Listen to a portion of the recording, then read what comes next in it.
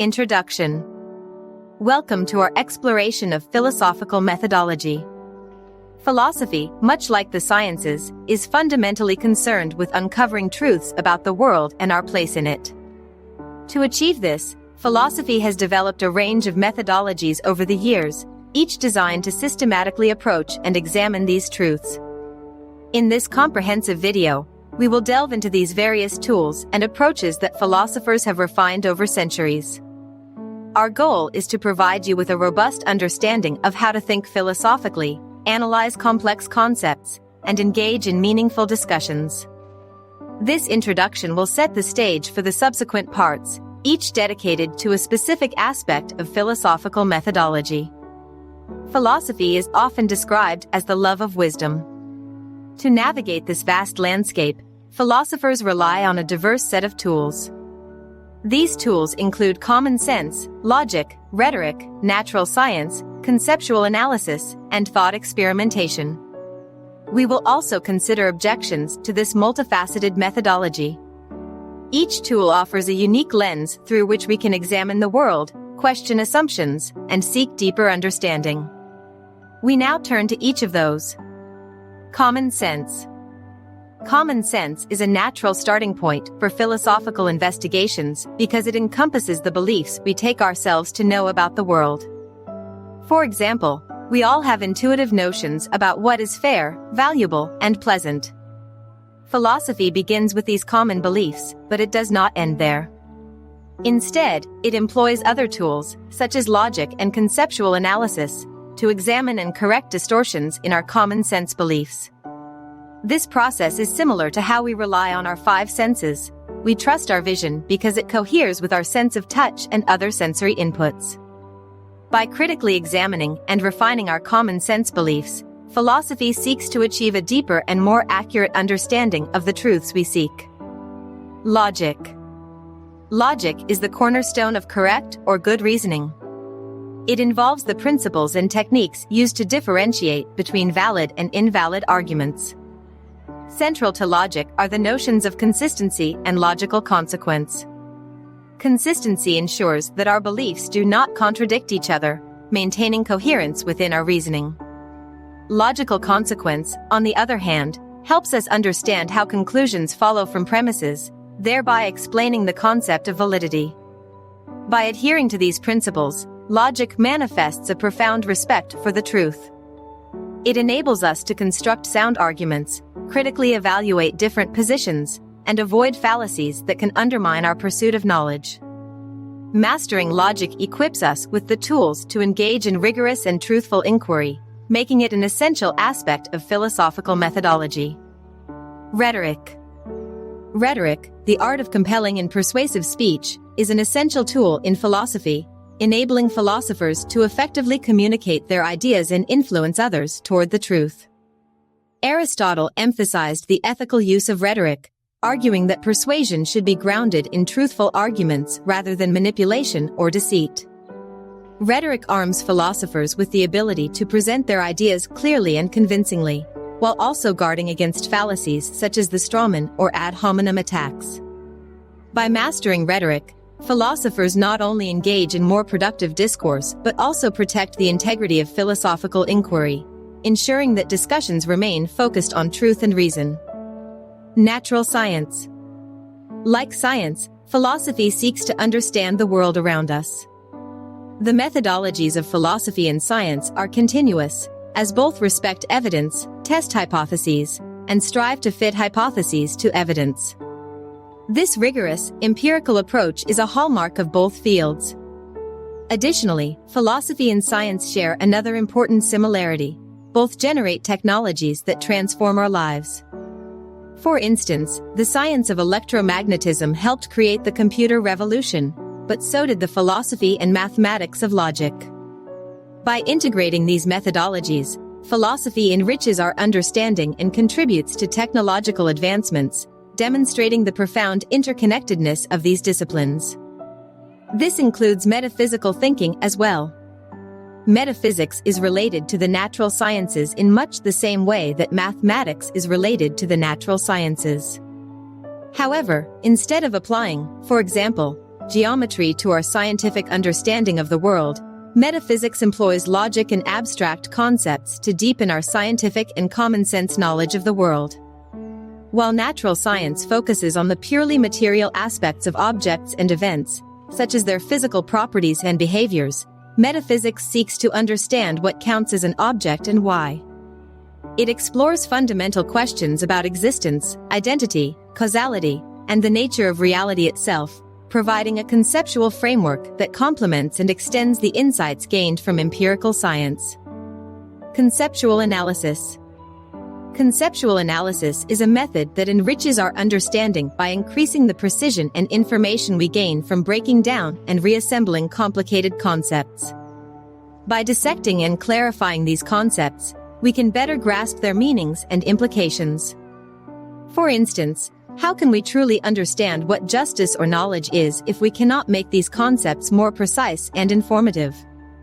Through conceptual analysis, we examine the components and relationships within these ideas, allowing us to articulate what justice and knowledge entail more clearly. This process helps us improve our grasp of these fundamental concepts, leading to a deeper and more nuanced understanding. Thought experiments. Thought experimentation is a powerful tool used not only by philosophers but also by scientists. For example, Galileo Galilei employed the curved plane thought experiment to refute Aristotle's physics and establish what became known as the law of inertia, Newton's first law of motion. In this mental experiment, Galileo imagined frictionless planes and infinitely long surfaces, which do not exist in reality, to derive the truth that objects in motion will remain in motion unless acted upon by another force. This demonstrates that imagination and logic play a crucial role in thought experimentation. By envisioning hypothetical scenarios, we can explore and test ideas, uncovering truths about the world that might not be accessible through direct observation alone. Thought experiments thus expand our understanding and help bridge gaps between abstract concepts and empirical evidence. Methodological skepticism. Some are skeptical of philosophy's capacity to generate knowledge using tools like thought experimentation, conceptual analysis, and metaphysics. Critics argue that thought experiments are too subjective, that conceptual analysis is merely vacuous wordplay, and that metaphysics deals with imaginary fictions. However, these forms of skepticism ultimately fail because, if applied consistently, they undermine rational thought itself. Skepticism, when taken to an extreme, questions the very foundations of knowledge and understanding, leading to intellectual paralysis. While critical examination is vital, dismissing philosophical tools outright ignores their proven ability to deepen our insights and clarify complex issues. Thus, skepticism, rather than invalidating philosophy, highlights the necessity of careful and consistent reasoning.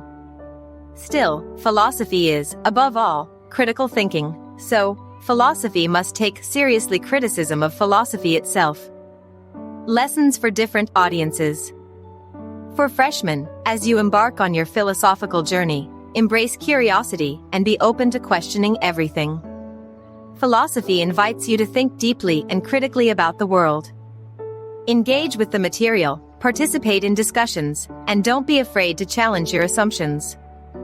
For seniors, you have already developed a foundational understanding of philosophical concepts. Now, deepen your engagement by exploring specialized areas and refining your analytical skills. Take on complex texts, engage in original research, and contribute to philosophical debates with confidence and insight. For philosophers, philosophy is a lifelong pursuit.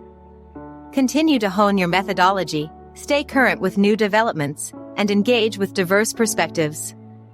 Mentor the next generation of thinkers and contribute to the ongoing conversation that defines our understanding of the world. 2. Common sense.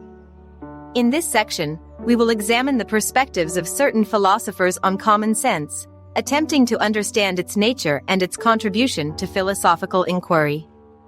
We will begin with Aristotle, who offers profound insights into the role of common sense in the pursuit of knowledge. Aristotle believed that the origins of philosophy are rooted in human wonder. In his work Metaphysics, he stated, Human beings began to do philosophy, even as they do now, because of wonder, at first because they wondered about the strange things right in front of them, and then later, advancing little by little, because they came to find greater things puzzling. This wonder, sparked by common sense experiences, propels individuals to explore and question the world around them. Furthermore, in Topics, Aristotle elaborated on the nature of philosophical theses, saying, "A thesis is a paradoxical belief of some eminent philosopher. Or it may be a view contrary to men's usual opinions about which we have an argument. For even if some do not accept this view, a man might do so on the ground that it has an argument in its favor." This suggests that Aristotle saw philosophy as engaging with and often challenging common sense beliefs, using reasoned arguments to explore paradoxes and uncover deeper truths. Aristotle's concern for eudoxa, well-formed opinions, is relevant here. He acknowledged that while common sense provides a starting point for inquiry, it must be critically examined and refined through philosophical analysis. This process helps to distinguish between mere appearances and genuine understanding. We turn now to G.E. Moore, a prominent philosopher who strongly affirmed a common-sense realist position, rejecting idealism and asserting that our ordinary, common-sense view of the world is largely correct. Moore first explicitly championed this position in his 1910 lectures Some Main Problems of Philosophy and later elaborated it in his 1925 essay A Defense of Common Sense. In A Defense of Common Sense, Moore begins by listing several truisms, statements of self-evident truth such as the earth had existed also for many years before my body was born. He asserts three key points about these truisms. First, that he knows them for certain. Second, that other people also know similar truisms for certain. And third, that he knows this general truth about others' knowledge. According to Moore, these truisms are matters of common sense, forming a foundational basis of knowledge that is widely shared and self-evident. Moore acknowledges that some philosophers deny the truth of these truisms or our knowledge of them. However, he attempts to show that such denials are incoherent or unwarranted. For Moore, the truth and general knowledge of these truisms remain intact, and philosophical inquiry should respect these common-sense beliefs. However, Moore also contends that this defense of common sense does not constrain philosophical theory.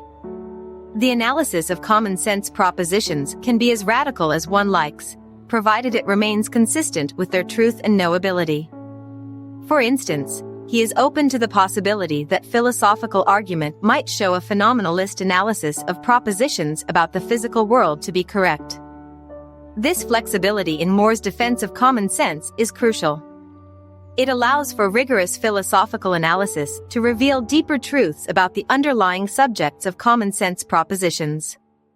Moore's famous paper, Proof of an External World, exemplifies this approach. In this 1939 lecture, he sets out to prove the existence of external objects by simply holding up his hands and stating, "Here is one hand, and here is another."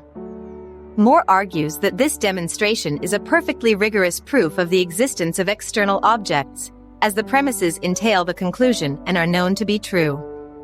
Moore distinguishes between proving the existence of material things and proving knowledge of their existence. While his proof demonstrates the empirical truth of having hands, it leaves open the question of the analysis of this truth. The broader philosophical questions about the independence of such objects from experience and thought are not settled by this simple demonstration. Moore's approach to skepticism is also noteworthy. While he did not intend his proof as a refutation of skepticism, he frequently argued against skeptical views. He suggested that our understanding of knowledge comes from straightforward cases, such as knowing that a pencil is a pencil. Skeptical arguments, according to Moore, are self-undermining because they rely on general principles about the limits of knowledge while simultaneously undermining the straightforward cases that provide our understanding of knowledge. In his later writings, Moore addressed Cartesian skepticism directly. Despite acknowledging some limitations in his arguments, his common-sense affirmations of certainty remain a significant feature of philosophical discussions on skepticism. Moore's insistence on the validity of common sense provides a foundation from which philosophical inquiry can advance, challenging skepticism while maintaining a commitment to the truths that common sense reveals. In general, and as far as philosophical methodology is concerned, common sense encompasses the intuitive beliefs and judgments that guide our everyday actions and decisions. These beliefs form a practical foundation for navigating the world. However, philosophy does not merely accept these beliefs at face value. It scrutinizes and tests them, seeking to correct distortions and uncover hidden complexities. Philosophy's engagement with common sense involves several key steps. 1. Identification, recognizing the common sense beliefs that people hold. 2. Examination, critically analyzing these beliefs to identify potential inconsistencies or oversights. 3. Refinement, using philosophical tools such as logic, conceptual analysis, and thought experiments to refine and clarify these beliefs. 4. Integration, incorporating the refined beliefs into a broader, more coherent understanding of reality. This approach ensures that our common sense beliefs are not only practical but also intellectually robust. By starting from what we take ourselves to know and rigorously examining these beliefs, philosophy aims to achieve a deeper and more accurate understanding of the world. Common sense serves as both a foundation and a foil for philosophical inquiry. It provides the initial set of beliefs that philosophers seek to understand and improve upon. The engagement with common sense beliefs helps philosophers to ground their inquiries in real-world experiences and intuitions, challenge and refine their assumptions, leading to greater clarity and precision, develop arguments that are accessible and relevant to a broader audience. In sum, common sense is an indispensable component of philosophical methodology. It offers a starting point for wonder and inquiry, while philosophy, in turn, refines and enhances our common sense understanding of the world. Aristotle and More's insights underscore the dynamic interplay between common sense and philosophy, highlighting the importance of both in the pursuit of truth. 3. Logic. Logic is an essential tool in philosophy, underpinning the entire process of reasoning. It is through logic that we assess the strength of arguments, ensure consistency in our beliefs, and ultimately seek truth. In this section, we will explore the key concepts of consistency, validity, soundness, and the role of logic in reasoning, highlighting their importance in philosophical inquiry. Consistency. Consistency is a fundamental aspect of logical thinking, requiring that our beliefs and statements do not contradict each other. In philosophy, maintaining consistency is crucial because contradictions undermine the coherence of any argument or system of thought.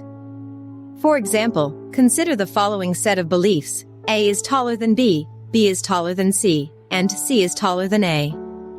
This set is inconsistent because it leads to a contradiction. If A is taller than B and B is taller than C, then it cannot be the case that C is taller than A. Another example of inconsistency might involve beliefs about time. John arrived at the party before Mary, Mary arrived before Sarah, and Sarah arrived before John. If all these statements were true, they would create a circular and contradictory timeline. A final example could involve moral beliefs. Lying is always wrong, it is wrong to cause unnecessary harm, and it is okay to lie if it prevents harm. This set is inconsistent because the third belief directly contradicts the absolute stance of the first belief. These examples illustrate how inconsistent beliefs cannot all be true simultaneously, signaling a flaw in the reasoning process.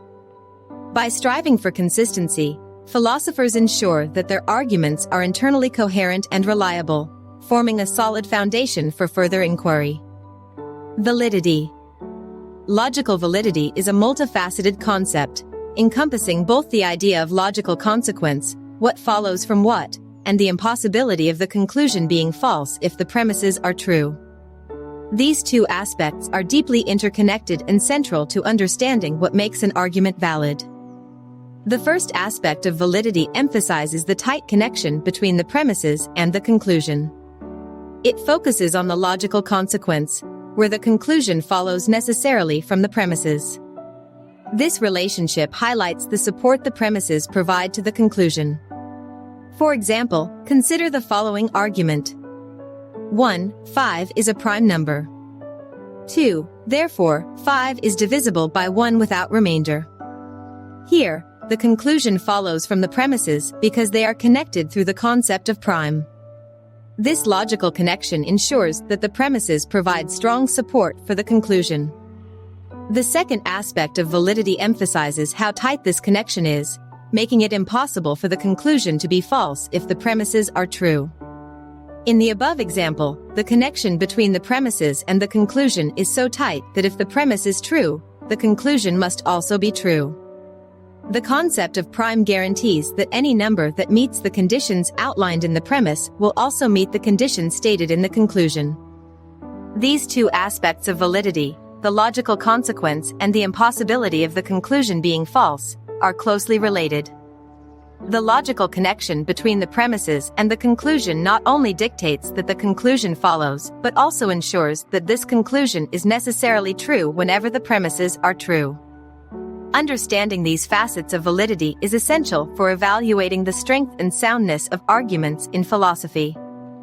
Philosophers and mathematicians have generalized these insights and uncovered general argument schemas or forms that ensure validity. One example of a valid form is modus tollens. 1. If P, then Q. 2. Not Q. 3. Therefore, not P. In this form, if the premises are true, the conclusion necessarily follows. For example, 1. If it is raining, then the ground is wet. 2. The ground is not wet. 3. Therefore, it is not raining. Another example of a valid form is modus ponens. 1. If P, then Q. 2. P. 3. Therefore, Q. For example, 1. If it is a bird, then it has wings. 2. It is a bird. 3. Therefore, it has wings.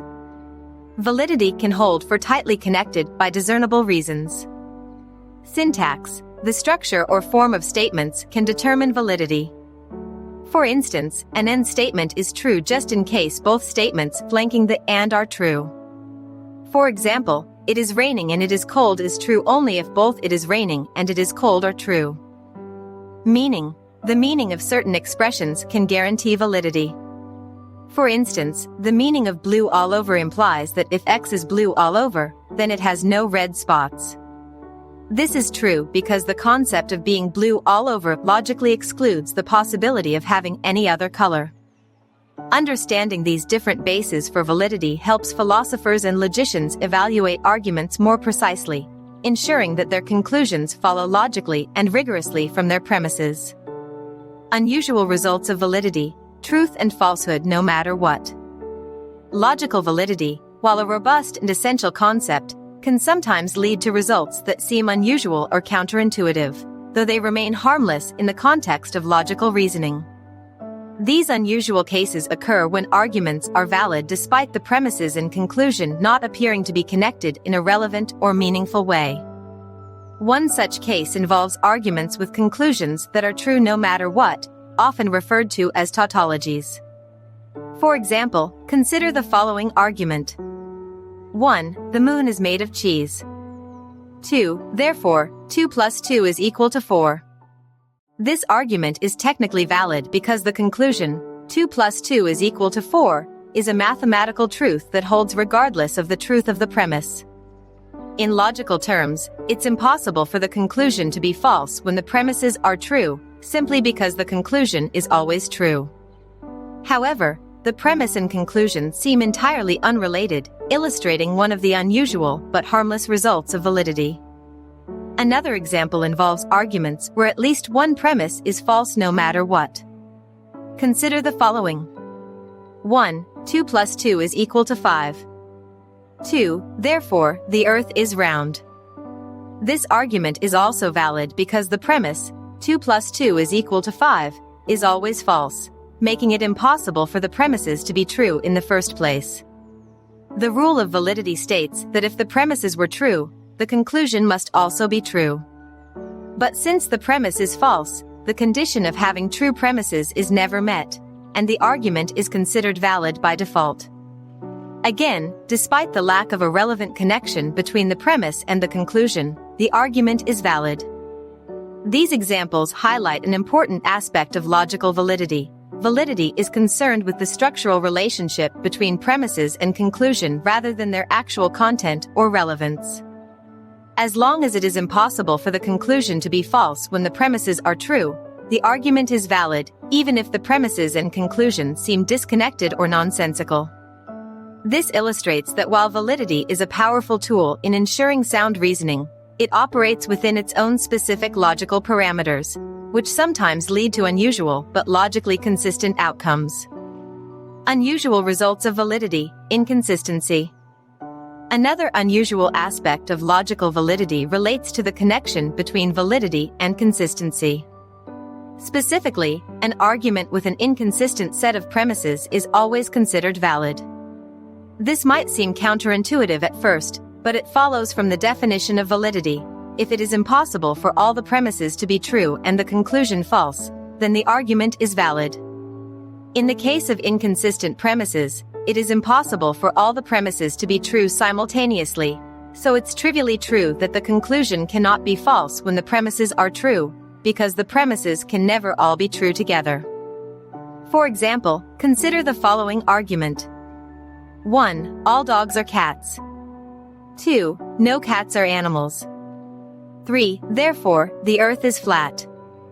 This argument is valid, despite the premises being inconsistent and the conclusion unrelated to them. The premises all dogs are cats and no cats are animals are both false and mutually contradictory, making it impossible for both to be true at the same time.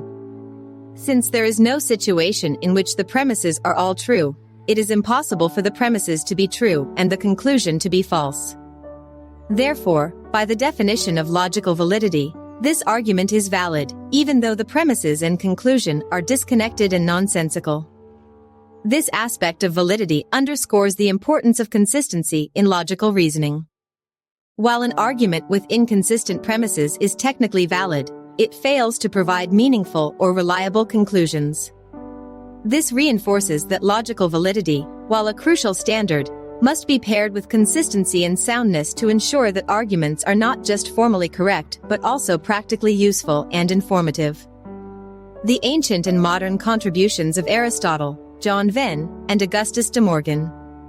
The concept of validity has been shaped and refined by several key figures in the history of logic, each contributing to our understanding of what it means for an argument to be valid. Aristotle, often regarded as the father of logic, laid the groundwork for the study of logical validity in his Organon. He introduced the syllogism, a form of reasoning in which a conclusion is inferred from two premises.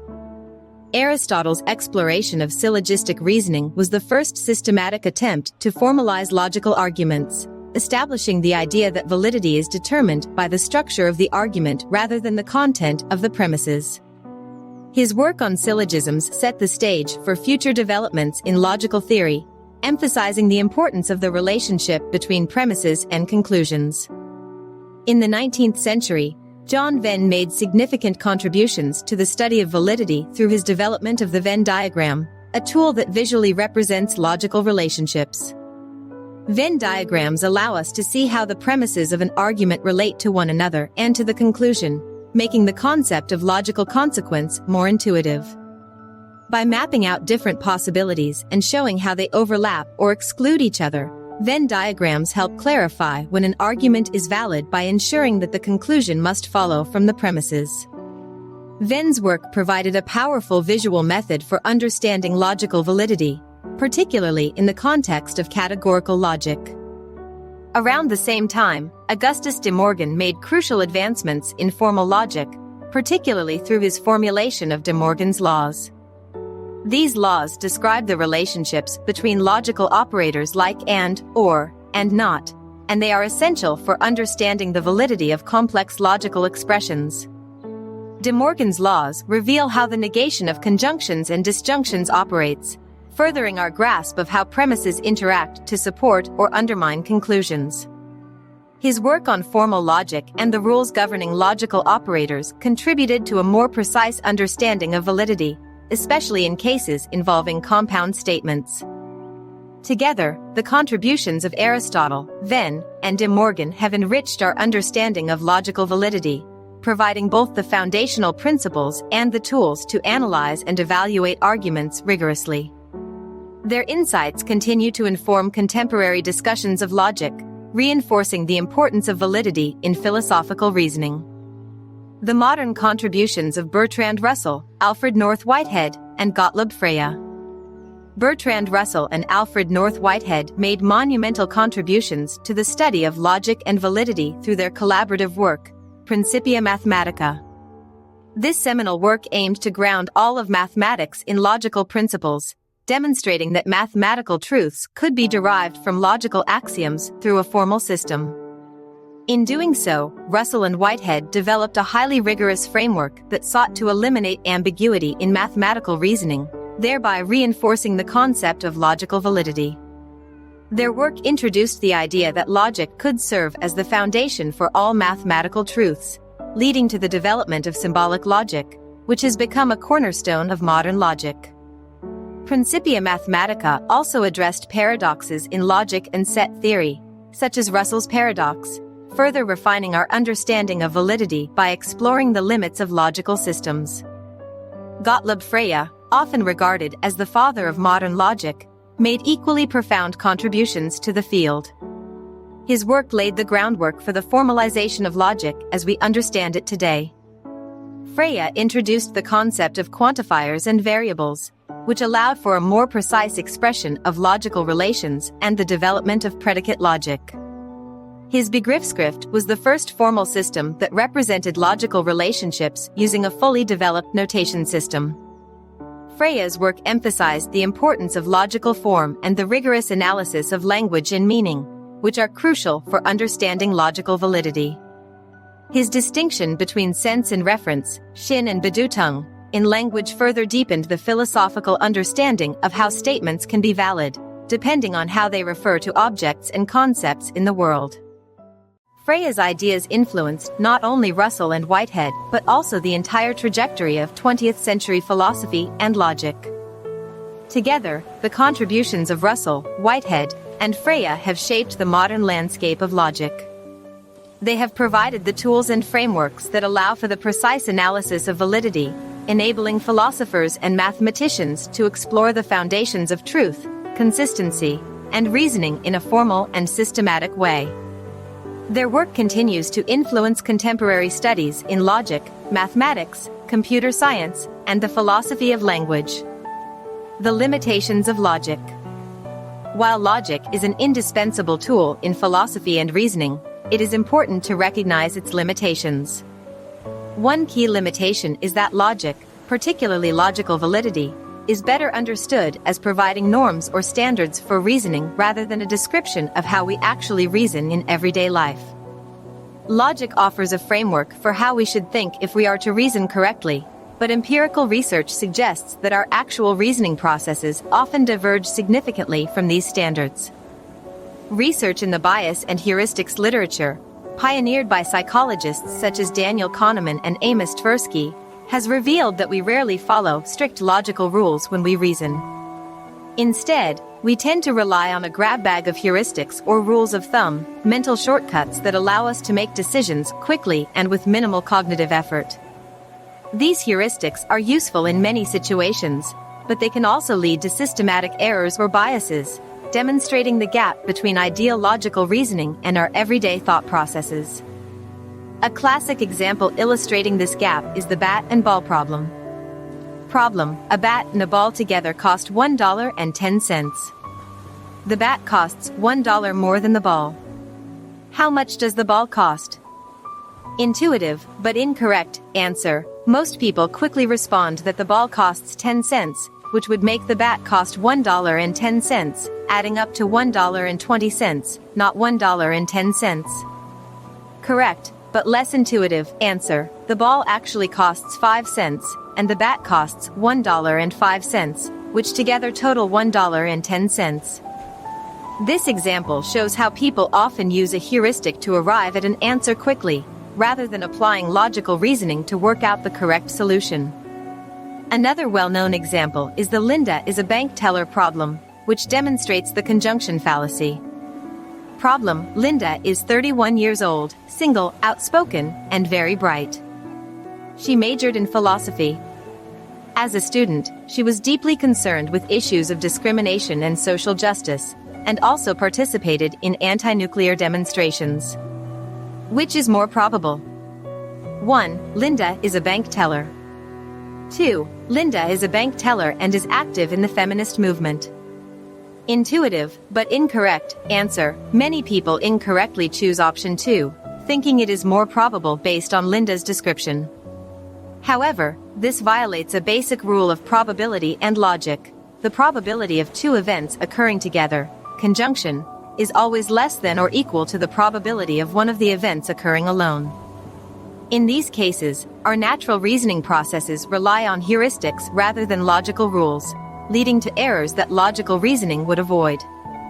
These examples highlight the limitations of logic when it comes to describing how we actually think. Logic provides a normative ideal, standards for how we ought to reason to avoid these kinds of mistakes. However, understanding the limitations of logic helps us appreciate the complexity of human reasoning and the importance of combining logical analysis with insights from psychology to fully grasp how we think and make decisions in real life. 3. Rhetoric. Rhetoric, the art of compelling or persuasive speech, is a critical tool in the philosopher's toolkit. Aristotle, one of the most influential philosophers in the history of rhetoric, saw rhetoric not merely as the skill of persuasion but as a means of advancing truth. In his work Rhetoric, Aristotle argued against the sophists of his time, who often used rhetoric to manipulate and deceive with false arguments. He insisted that rhetoric should be used to persuade and influence others with truthful arguments rather than misleading or fallacious ones. Aristotle identified rhetoric as having three key components: ethos, the character and credibility of the speaker; pathos, appealing to the emotions of the audience; and logos, the logical argument itself. He believed that a skilled rhetorician should be able to balance these elements to persuade effectively while remaining committed to the truth. For Aristotle, the ethical use of rhetoric was essential because it not only allowed one to influence others toward the truth but also safeguarded the public discourse from manipulation and deceit. Rhetoric is crucial in philosophy because it arms one with the ability to persuade others with truth and reason, thus facilitating productive dialogue and understanding. At the same time, a solid grasp of rhetoric helps guard against fallacious reasoning, arguments that may appear persuasive but are actually logically flawed. Recognizing and avoiding fallacies is vital in ensuring that debates and discussions remain focused on truth rather than being sidetracked by misleading tactics. Some typical fallacies include strawman fallacy. This occurs when someone misrepresents an opponent's argument to make it easier to attack. For example, if one argues for more environmental regulations and their opponent responds by saying, "My opponent wants to shut down all industries," this is a strawman fallacy. The original argument is distorted to create a weaker version that is easier to refute, rather than engaging with the true argument presented. Ad hominem fallacy. This fallacy involves attacking the person making the argument rather than addressing the argument itself. For example, dismissing someone's argument against capital punishment by saying, "You can't trust his opinion because he's a criminal," is an ad hominem fallacy. The focus is shifted from the content of the argument to the character of the person making it, which is irrelevant to the argument's validity. Other common fallacies include the appeal to authority, arguing that something is true because an authority figure says so, without providing evidence, begging the question, assuming the conclusion within the premises, thus arguing in a circle, and the false dilemma, presenting only two options when more exist. Appeal to authority. The appeal to authority fallacy occurs when someone argues that a claim is true simply because an authority figure endorses it, without providing actual evidence to support the claim. Example: Dr. Smith, a renowned physicist, believes that ghosts exist, so they must be real. In this example, the argument is based solely on Dr. Smith's authority as a physicist rather than on any scientific evidence for the existence of ghosts. The appeal to authority is misleading because being an expert in one field, physics, does not necessarily make someone an authority on unrelated subjects, such as the existence of ghosts. Begging the question. The begging the question fallacy, also known as circular reasoning, occurs when an argument's premises assume the truth of the conclusion instead of supporting it. The argument essentially goes in a circle, with the conclusion being used as evidence for itself. Example: God exists because the Bible says so, and the Bible is true because it is the Word of God. In this example, the argument assumes what it is trying to prove, that God exists, by using the Bible, which is claimed to be true because it is the Word of God. This reasoning is circular because the truth of the Bible is contingent on the existence of God, which is the very point under debate. False dilemma. The false dilemma fallacy, also known as a false dichotomy, occurs when only two options are presented as the only possibilities, ignoring other potential alternatives. Example: you're either with us or you're against us. In this example, the argument presents only two options, supporting a particular stance or being against it, when, in reality, there may be other positions one could take, such as neutrality, partial agreement, or a third alternative. This fallacy oversimplifies complex situations by reducing them to a binary choice. Understanding and avoiding these and other fallacies is an essential aspect of rhetoric, ensuring that one's arguments are not only persuasive but also logically sound and truthful. By mastering rhetoric, philosophers can engage in effective and ethical persuasion, leading to more fruitful philosophical discussions and a better defense of truth in public discourse. 4. Science. 4.1 Math and Philosophy. Mathematics plays a dual role in philosophy. It is both a subject of study and a powerful tool that philosophers use in their work. Logic, which is often considered a branch of mathematics, particularly in the study of discrete structures, is a prime example of how math serves as a tool in the philosopher's toolkit. Through logic, philosophers apply mathematical principles to analyze arguments, assess validity, and explore the structure of reasoning. The rigorous, formal nature of logic provides a clear and precise way to evaluate philosophical claims, making it an essential part of philosophical methodology. But the use of mathematics in philosophy extends beyond logic. Here are a few other ways in which math functions as a tool rather than just a subject. Set theory. Set theory, a fundamental branch of mathematics, is often used in philosophical discussions about the nature of infinity, identity, and the foundations of mathematics itself. Philosophers use set theory to explore and clarify concepts related to collections, membership, and the structure of mathematical and non-mathematical objects. A notable example of this is the discussion surrounding the paradoxes of set theory, such as Russell's paradox, which questions whether the set of all sets that do not contain themselves as a member can exist without leading to a contradiction. This paradox challenges our understanding of sets and has led to significant developments in logic and the philosophy of mathematics. Philosophers have used set theory to explore these foundational issues, leading to the creation of more refined systems, such as Zermelo-Fraenkel set theory, which attempts to avoid such paradoxes through axioms that more carefully define what constitutes a set. Probability and decision theory. Probability theory and decision theory, both rooted in mathematics, are employed by philosophers to analyze rational choice, risk, and uncertainty. These tools are crucial in areas such as ethics, epistemology, and philosophy of science, where they help philosophers assess the likelihood of events, the rationality of decisions, and the justification of beliefs. A more impactful example of the use of probability theory in philosophy is the analysis of decision-making under uncertainty in the context of medical ethics. Consider the dilemma of whether to implement a new, untested treatment for a life-threatening disease. Philosophers use probability theory to weigh the potential outcomes, the likelihood of the treatment being effective versus the risks of side effects or failure. This approach helps in making rational decisions about whether the potential benefits justify the risks, especially when data is limited and decisions must be made quickly. Such analyses are crucial in real-life scenarios, where the stakes involve human lives and ethical considerations must be balanced with empirical evidence. Formal semantics. In the philosophy of language, formal semantics often draws on mathematical logic and set theory to model the meanings of sentences and the relationships between them. This mathematical approach allows philosophers to explore questions about meaning, reference, and truth in a structured and rigorous way. An example of formal semantics in philosophy is the analysis of the meaning of if-then statements, conditionals, in natural language. Philosophers use formal semantics to clarify the difference between material implication in logic and the more nuanced way we use conditionals in everyday language. For instance, the formal semantic approach can explain why if it rains, the ground will be wet is intuitively understood as true even if it doesn't rain, provided that if it did rain, the ground would indeed be wet.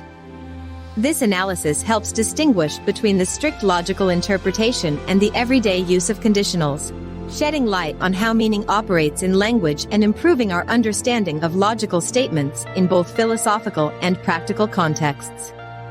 Game theory. Game theory, another mathematical tool, is used in philosophy to study strategic interactions among rational agents. It has applications in ethics, political philosophy, and social philosophy, where it helps to analyze and predict the behavior of individuals and groups in competitive and cooperative contexts. An example of game theory in philosophy is the analysis of the tragedy of the commons, a scenario where individuals acting in their own self-interest can lead to the depletion of a shared resource, harming the group as a whole.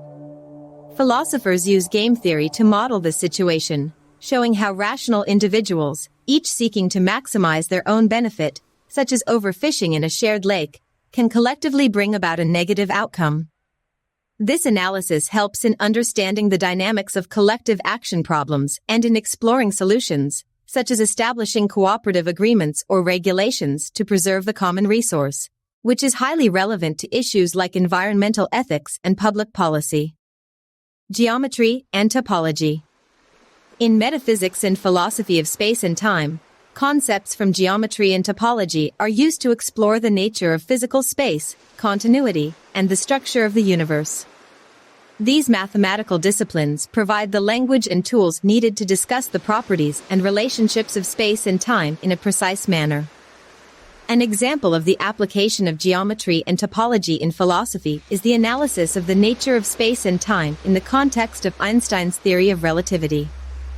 Philosophers use the concept of a manifold from topology to understand the structure of space-time, which is not simply a flat, three-dimensional space but a curved, four-dimensional continuum. This topological approach allows philosophers to explore questions about the nature of the universe, such as whether space and time are continuous or discrete, and how objects move and interact within this curved space-time. Such analysis is crucial for debates in the philosophy of physics, particularly in understanding the implications of modern physics for our conception of reality. In all these cases, mathematics is not merely a topic of philosophical inquiry but a vital tool that philosophers use to clarify concepts, formulate arguments, and explore the structure of reality. By incorporating mathematical methods into their work, philosophers can achieve a higher degree of precision and rigor, allowing them to tackle complex problems in a more systematic and effective way.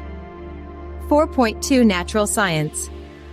Natural science plays a dual role in philosophy, serving both as a subject of study and as a powerful tool that guides philosophical inquiry.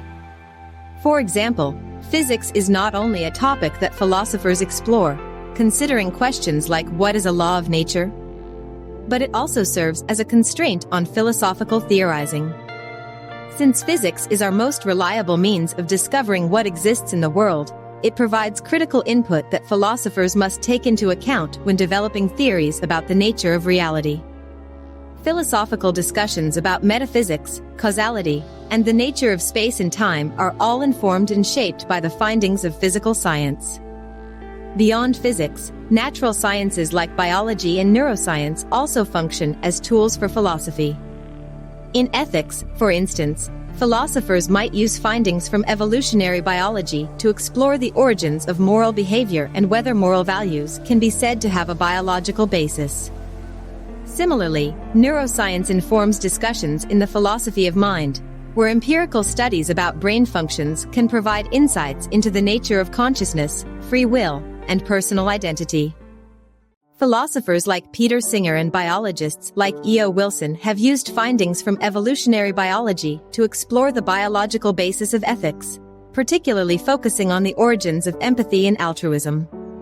Their work suggests that moral behaviors, such as empathy and altruism, may have evolved because they provided survival and reproductive advantages to our ancestors. E.O. Wilson, a pioneer in sociobiology, argued that traits like altruism can be understood through the lens of natural selection. He proposed that behaviors promoting the survival of close relatives, who share a significant portion of one's genes, could be favored by evolution, a concept known as kin selection. Altruistic behaviors that benefit kin, even at a cost to oneself, can enhance the survival of shared genetic material, thereby increasing the likelihood of those genes being passed on to future generations. Peter Singer, drawing on these ideas, has argued that our capacity for empathy, a key component of altruism, might have evolved as part of our social nature. Human beings, as social animals, depend on cooperation and mutual support for survival. Empathy allows us to understand and share the feelings of others, fostering cooperation and social bonding, which in turn contribute to the well-being and survival of the group. Singer extends this biological understanding of empathy to advocate for a more expansive ethical view, where our moral concern should extend beyond our immediate kin and community to all sentient beings, based on the same capacity for empathy that evolved in our ancestors. These evolutionary accounts of empathy and altruism suggest that ethics may have a biological foundation, rooted in the survival benefits these traits provided in our evolutionary past. By understanding the origins of these behaviors, philosophers can better address questions about the nature of morality and the reasons behind our ethical intuitions and behaviors. This intersection of biology and philosophy illustrates how natural science serves as a tool for philosophical inquiry, grounding ethical theories in our understanding of human nature and evolution. These examples illustrate that while natural science is a subject of philosophical inquiry, it also provides essential tools and constraints that shape philosophical theories, ensuring they remain grounded in our best empirical understanding of the world. Neuroscience has had a profound impact on the philosophy of mind, particularly in discussions about the nature of consciousness and the question of free will. Proponents of neurophilosophy, such as Patricia Churchland, argue that neuroscientific findings challenge traditional views of the mind, suggesting that what we call the mind is, in fact, nothing more or less than the brain. Churchland and others point to studies of split brain patients, where the corpus callosum, the structure connecting the two hemispheres of the brain, is severed. These patients often exhibit two separate streams of consciousness, effectively functioning as two independent minds within the same body. This phenomenon provides compelling evidence that consciousness is closely tied to brain function, supporting the view that mental processes are entirely physical. Furthermore, neuroscience has contributed to the debate over free will, particularly through experiments that suggest that our conscious decisions might be preceded by unconscious neural processes. Some studies, such as those conducted by Benjamin Libet, have shown that the brain initiates actions milliseconds before the individual becomes consciously aware of the decision to act. This has led some philosophers and scientists to argue that free will is an illusion. If our actions are determined by neural processes that occur before we are aware of them, then our sense of making free, conscious choices might be mistaken. These neuroscientific findings challenge traditional metaphysical views that see the mind as distinct from the body or that uphold a strong notion of free will. Instead, they suggest that our thoughts, decisions, and sense of self are deeply rooted in the physical workings of the brain. By providing empirical evidence about how the brain functions, neuroscience has become an essential tool in philosophical discussions about the nature of consciousness and the reality of free will, pushing philosophers to reconsider long-held assumptions and to integrate scientific findings into their theories. Limitations of natural science and the invitation to metaphysical reasoning. While natural science provides invaluable insights into the workings of the physical world, it also has its limitations. particularly when it comes to answering deeper metaphysical questions about the nature of consciousness, identity, and the essence of human beings. As we have seen in the discussion about neuroscience, the findings of natural science often lead to further philosophical reflection rather than providing definitive answers to these profound questions. For instance, neuroscience can explain the brain's role in generating conscious experience, but it invites further inquiry into what constitutes consciousness itself. Are human beings purely physical entities, composed only of matter, or is there something more to our existence? Do we possess a soul, and if so, what is the relationship between our consciousness and this soul? These questions move beyond the realm of empirical science and into the domain of metaphysics, where philosophers explore the fundamental nature of reality. One influential metaphysical perspective that addresses these questions is Aristotle's theory of hylomorphism, which posits that everything in the natural world is a composite of matter and form. According to Aristotle, matter provides the potential for a thing to exist, while form gives it its actual structure and purpose. In the case of living beings, including humans, the soul is understood as the form of the body, the principle that organizes and animates matter into a living, functioning organism. For Aristotle, the soul is not a separate, immaterial substance as later thinkers like Descartes would argue, but rather an integral aspect of the human being as a unified whole. The soul is what makes a human body a living, thinking person, giving it life, identity, and purpose. This hylomorphic view suggests that human beings are not merely physical matter, nor are they purely spiritual entities. Instead, they are a union of both matter and soul, where the soul is the form that actualizes the potential of the body.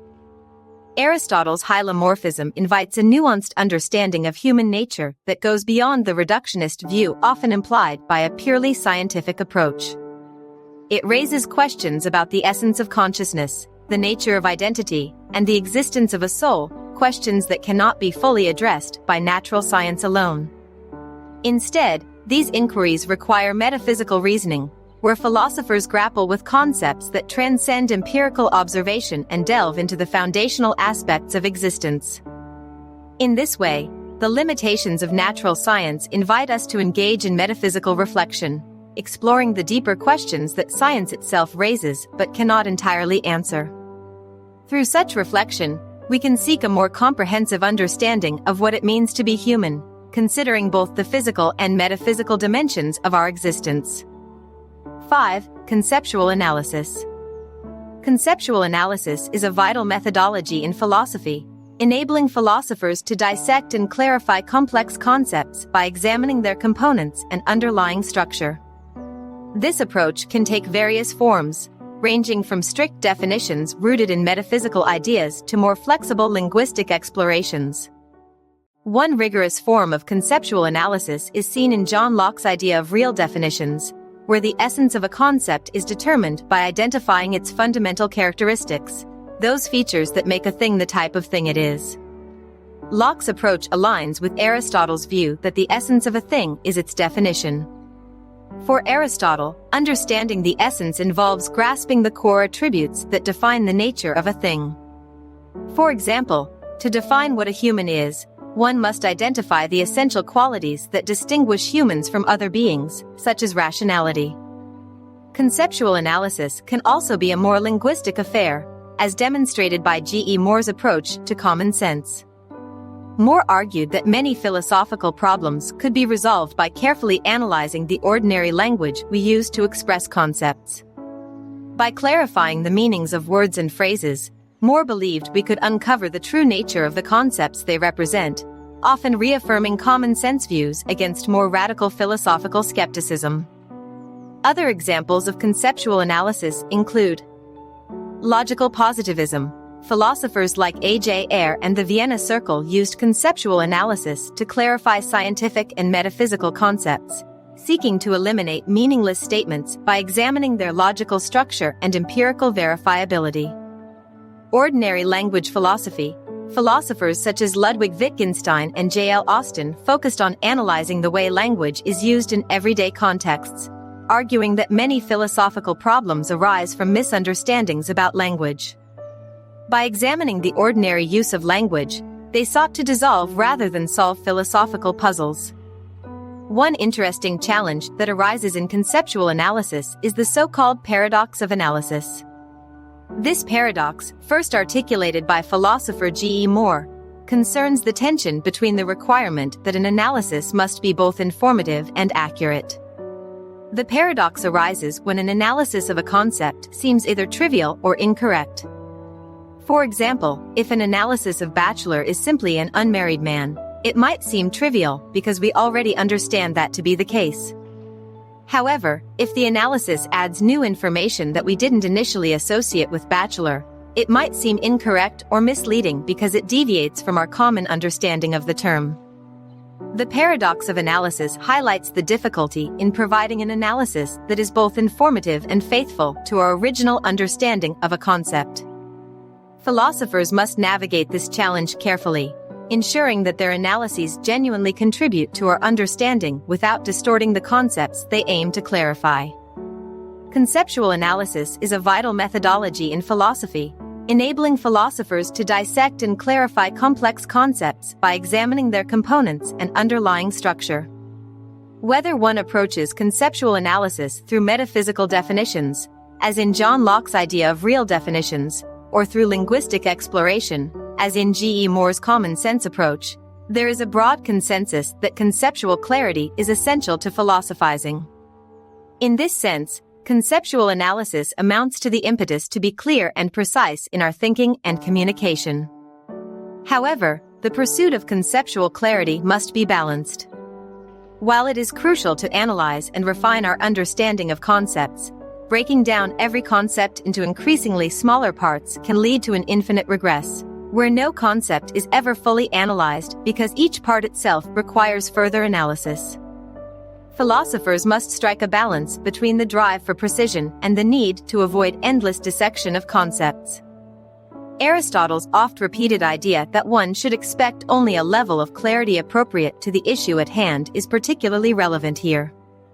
He said, in one place, "For it is the mark of an educated man to look for precision in each class of things just so far as the nature of the subject admits. It is evidently equally foolish to accept probable reasoning from a mathematician and to demand from a rhetorician demonstrative proofs. A geometer should strive for greater clarity than a poet because the nature of their subjects requires different levels of precision." Similarly, in philosophy, the level of clarity achieved should be appropriate to the concept being analyzed. Philosophers must recognize when sufficient clarity has been reached for a particular inquiry, allowing them to move forward without getting lost in excessive detail. In sum, conceptual analysis, whether metaphysical, linguistic, or otherwise, is a cornerstone of philosophical methodology, driven by the essential need for conceptual clarity. At the same time, philosophers must carefully balance the urge for precision with the practical need to avoid infinite regress, ensuring that their analysis is clear and effective, yet appropriately scaled to the subject at hand. This balanced approach allows for meaningful and productive philosophical inquiry that is both rigorous and grounded in the reality of human understanding. 7. Thought experimentation. Thought experimentation is a powerful and versatile tool in philosophical methodology, permeating nearly every other method we've discussed. By imagining hypothetical scenarios, philosophers can explore concepts, test theories, and challenge assumptions in a controlled, imaginative environment. Thought experiments allow us to examine the implications of ideas and principles without the constraints of empirical observation, making them invaluable across various philosophical domains. For instance, in the realm of conceptual analysis, thought experiments are often used to clarify and test the boundaries of concepts. Consider John Locke's famous thought experiment of the tabula rasa, where he imagined the human mind as a blank slate, free of any innate ideas, to explore the nature of knowledge and understanding. This imaginative scenario helps to probe the concept of innate knowledge and whether it truly exists. In logic, thought experiments can be employed to test the validity and consistency of arguments. For example, the liar paradox, "This statement is false," forces us to confront the boundaries of logical systems and explore the implications of self-referential statements. Similarly, logical puzzles and paradoxes, like Zeno's paradoxes, challenge our understanding of concepts such as motion and infinity, pushing the limits of logical analysis. Natural science, too, is deeply intertwined with thought experimentation. As discussed earlier, physics not only provides subject matter for philosophical inquiry but also constrains philosophical theorizing. One of the most famous thought experiments in the philosophy of science is Schrödinger's cat, which challenges our understanding of quantum mechanics and the nature of reality. By imagining a cat that is simultaneously alive and dead, the thought experiment forces us to grapple with the implications of quantum superposition, highlighting the philosophical questions that arise from scientific theories. Even in neuroscience, thought experiments play a critical role in examining the implications of scientific findings for our understanding of the mind. Consider the Chinese room thought experiment by John Searle, which questions whether a computer running a program could truly understand language or possess a mind, despite performing seemingly intelligent behavior. This thought experiment probes the boundaries of artificial intelligence and consciousness, illustrating how neuroscience and philosophy intersect. Finally, in the context of ethics, thought experiments are indispensable. Peter Singer's drowning child scenario, for example, challenges our moral intuitions by asking whether we have the same moral obligation to save a child drowning in a nearby pond as we do to help children suffering from poverty in distant countries. This thought experiment is designed to test our ethical principles and to question the consistency of our moral judgments. Through these examples, we see that thought experiments are not just a tool used in isolation, they permeate and enhance other philosophical methods. By allowing philosophers to explore hypothetical scenarios, thought experiments help to illuminate complex concepts, test the implications of theories, and provoke deeper understanding across various domains of inquiry. In this way, thought experimentation is a central and indispensable component of philosophical methodology, enriching every other tool in the philosopher's toolkit. 8. Methodological skepticism. Methodological skepticism, a challenge to philosophical inquiry.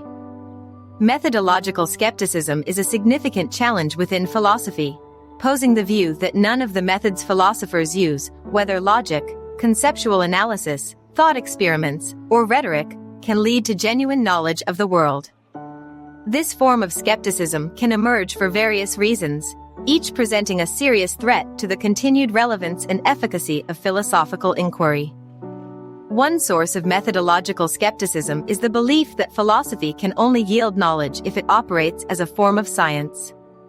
According to this view, if philosophy is capable of producing knowledge, it must do so by employing empirical methods similar to those used in the natural sciences. Since scientific methods are seen as the primary means of acquiring objective knowledge about the world, philosophy is either redundant or irrelevant if it does not align with these methods. Under this perspective, philosophy might be dismissed as superfluous, with the implication that all meaningful knowledge about the world can be achieved through science alone, leaving no distinct role for philosophical inquiry. Another source of methodological skepticism arises from the belief that philosophy operates solely at the level of subjectivity, dealing only with concepts and abstract reasoning rather than the concrete, empirical world. From this standpoint, philosophical methods are seen as inherently limited because they engage with ideas and concepts rather than the physical world itself. If philosophy is confined to conceptual analysis, thought experiments, and linguistic exploration, it may be argued that it can only produce knowledge about how we think or speak about the world, rather than knowledge about the world itself. This view suggests that philosophical methods are disconnected from objective reality, rendering philosophy incapable of providing true knowledge about the external world. Either way, methodological skepticism poses a profound threat to philosophy, as it challenges the discipline's ability to produce meaningful knowledge. If philosophy is seen as either redundant or purely subjective, it risks being ground to a halt, with its methods dismissed as either unnecessary or incapable of delivering real insights about the world. To defend against the first form of methodological skepticism, it is important to recognize that it presupposes quite a lot about the nature of our empirical knowledge. The skeptic claims that only natural science can generate knowledge of the world, but this assertion raises critical questions. How can the skeptic know this? Which natural science tells us that only natural science can produce knowledge? The irony here is that no particular natural or formal science, whether physics, biology, or mathematics, can provide the epistemic foundation for this claim. No scientific experiment or mathematical proof can demonstrate that science is the sole path to knowledge. This realization reveals a significant flaw in the skeptical position. It unfairly singles out philosophy without providing a solid basis for doing so. The claim that only natural science can generate knowledge is itself a philosophical stance, not a conclusion derived from scientific inquiry. Therefore, the skeptic's position implicitly relies on philosophical reasoning to undermine the value of philosophy, which is self-defeating. To respond to the second challenge to philosophical methodology, it's crucial to recognize that this form of skepticism seems to presuppose a radical form of empiricism, one that risks stripping us of much of what we think we know about the world. Consider something as simple as arithmetic. When we add small numbers, such as 1 plus 5, and arrive at 6, are we to believe that this truth exists only in our heads? It seems implausible to suggest that 1 and 5 stones do not always make 6 stones in the mind-independent world.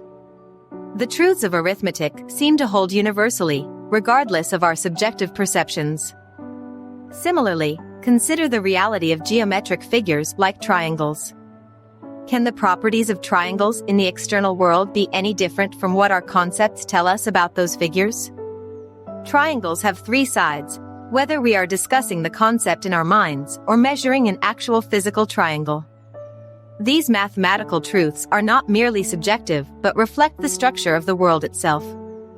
If simple arithmetic and geometry cannot be confined to subjective, mind-dependent realms, why should philosophical reasoning be dismissed as merely subjective? Moreover, natural science itself relies heavily on thought experimentation, which philosophers have long used as a legitimate means of exploring possibilities and uncovering truths about the world. For example, Galileo's thought experiment involving a curved plane was crucial in refuting Aristotle's physics and establishing what became known as the law of inertia. Although this was not a physical experiment, there are no frictionless planes or infinitely long surfaces. Galileo's reasoning revealed a truth about the nature of motion that holds in the real world. When scientists use thought experiments, are they merely talking about what is in their minds, detached from objective reality? This notion seems utterly implausible.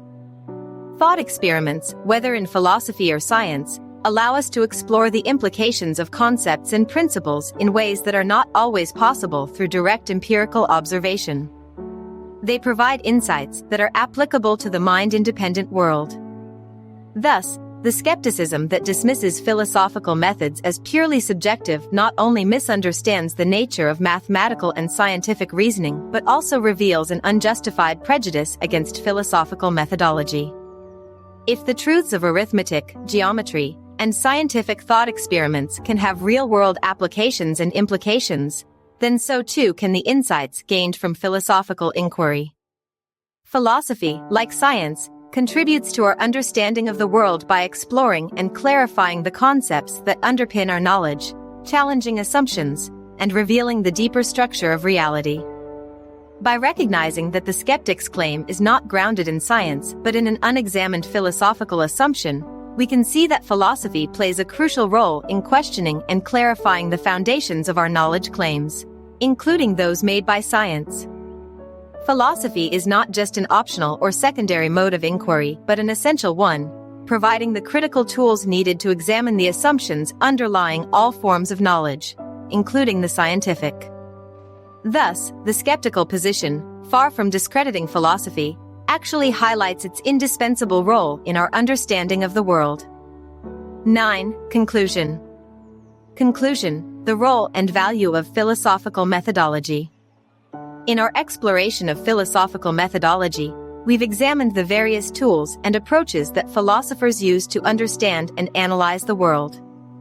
From logic and conceptual analysis to thought experiments and rhetoric, each method offers unique insights and contributes to the rigorous examination of ideas. We've also discussed how mathematics and natural science, while often subjects of philosophical inquiry, also serve as powerful tools that shape and constrain philosophical theorizing. We addressed the challenges posed by methodological skepticism, particularly the views that either dismiss philosophy as redundant in light of science or regard it as purely subjective and disconnected from reality. We countered these skeptical positions by highlighting the unique contributions of philosophical methods, such as thought experimentation and conceptual analysis, that reveal truths about the world, often complementing scientific discoveries and mathematical principles.